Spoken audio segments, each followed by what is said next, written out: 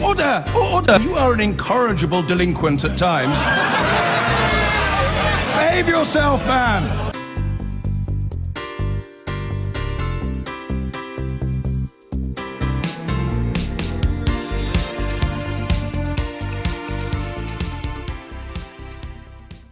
Five leading investment banks paid absolutely no UK corporation tax last year, despite profits worth billions of pounds.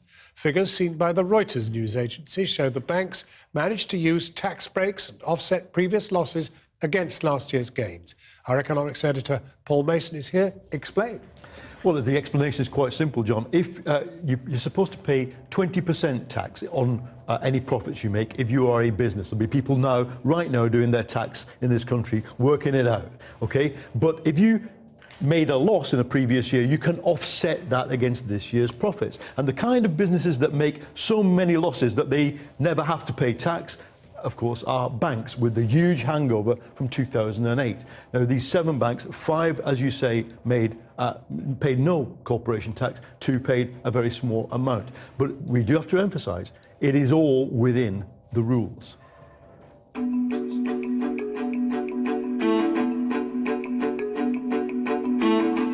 The global investment banks define the London skyline, with glass, with steel, with power. Now we know how much business tax they're paying, and it's not much. 7 city banks with 33,000 staff making profits of £3.6 billion generated combined revenues of £21 billion in 2014.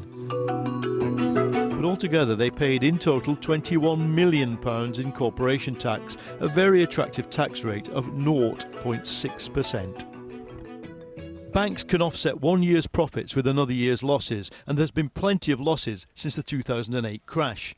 The Treasury says that's changing. From now on, only half the profits will be eligible for this offset.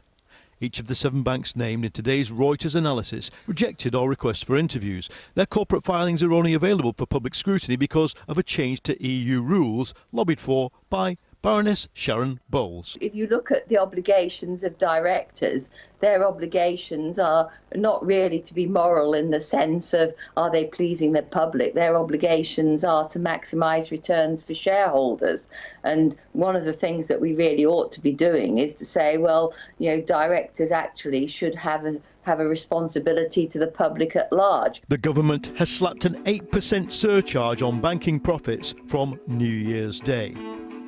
And Paul, a bit of bad news for the Chancellor just in time for Christmas. Well, yes, growth in the third quarter of this year, which we thought was 0.5%, is only 0.4%. And before that, it's been revised down as well. Now, all this kind of 0.something% means very little until you start realising that it adds up to a picture where the economy is not growing quite as much as we thought it was. Anybody who's walked past a shopkeeper peeling off one of those 50% sale signs this afternoon will probably know that as well. But what that means is good news for people who have mortgages, because we think that means the Bank of England will be slower in bringing forward the next interest rate rise.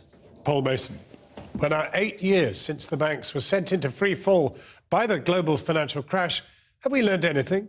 A new comedy drama, The Big Short, looks at the short sellers who predicted the crash and managed to profit big time. Cathy Newman spoke to the film's writer and director, Adam Mackay, and Steve Carell, one of the stars.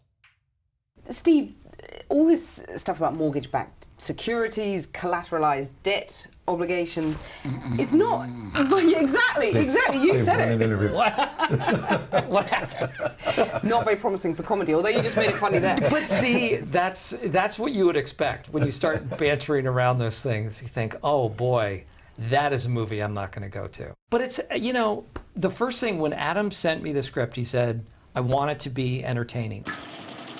And we can profit off of their stupidity. You want to bet against the banks? I think we're either high or having a stroke. Most people, when they think of banking, they think of finance, they feel intimidated, they feel bored, and the truth is, it's the language of power. I mean, it's really interesting, fascinating stuff. There are no heroes, really, are there, in the film? I mean, these are people who are making billions out of other people's misfortunes.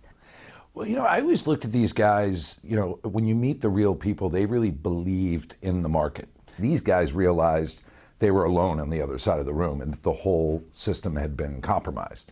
And that's really when the movie changes tones. In the beginning, it's sort of, these guys are figuring it out, there's a lot of energy, and then they realize, oh my God, the entire system is corrupt. So it doesn't really allow them to be heroes. I'm standing in front of a burning house, and I'm offering you fire insurance on it. A's, 0. B's, 0. Double B's, 0. Triple B's, 0. And then that happens. What is that? That's America's housing market. When you meet the real people now, you know, they tried to warn people. You know, Jamie and Charlie actually went to several different newspapers. They went to the SEC. Steve's character actually went to the ratings agencies. They all did try and ring an alarm bell and were resoundingly ignored. I'm sure the world's banks have more incentives than greed. You're wrong. Your character is very angry in the film. Are you yourself angry that only one banker went to jail? It is making people angry, and that's it has to be rewarding for you. It is for me. Like, there aren't very many times that you feel like you're a part of something that elicits that kind of response.